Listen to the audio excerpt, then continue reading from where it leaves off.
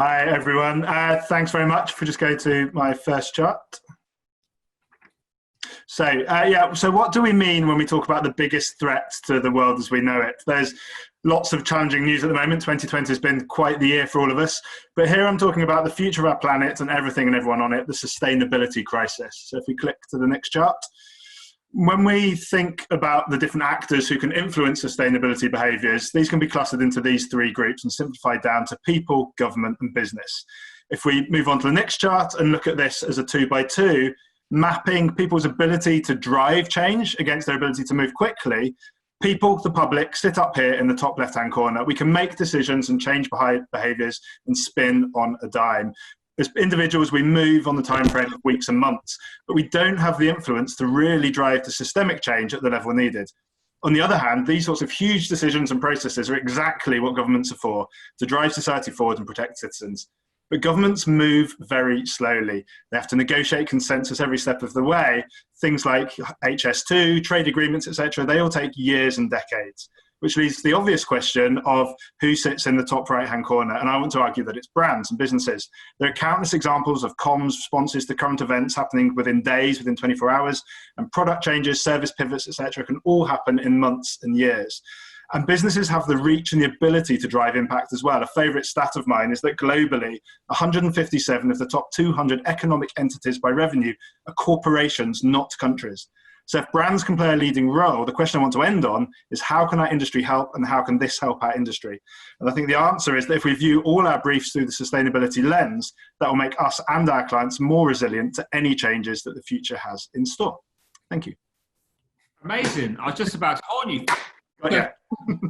Excellent talks, both of you. So I've got lots of questions coming in. We've only got a few minutes. I'm going to pick one here from Harrison, and it's something that came up quite a lot yesterday, who asks, who have you been most impressed by over the last 3 months? I'm guessing he means, what brands have reacted well in the way you've been talking about.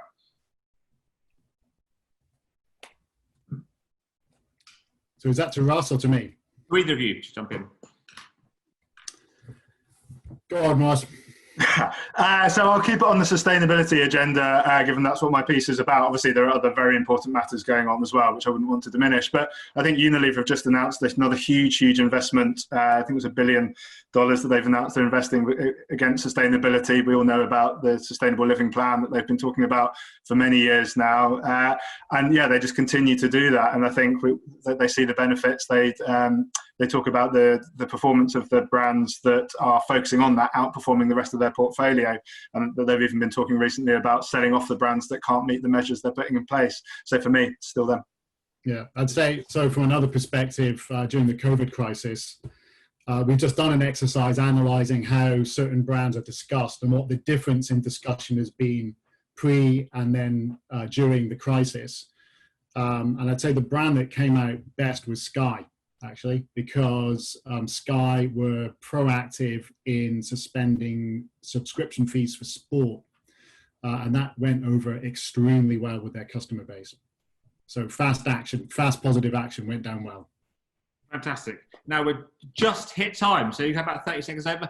But both of you, thank you so much. Great talks and great response questions. Actually, I think we've got 2 minutes more. Something's just come in, I wouldn't mind asking.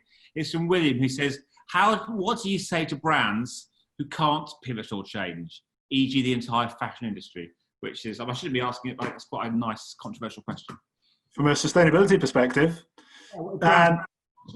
yeah, I mean, I think if your brand falls out of sort of pace with where culture is going, no industry, no brand has a right to exist.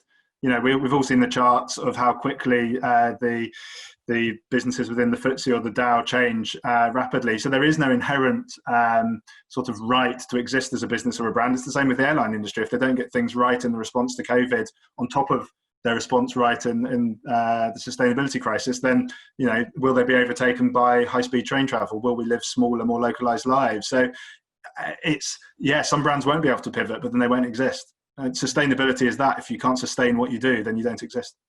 Amazing. Russ, Ben, thank you so much. Some questions coming in. We've got no time. We'll try and get them to you afterwards. So thank you so much again.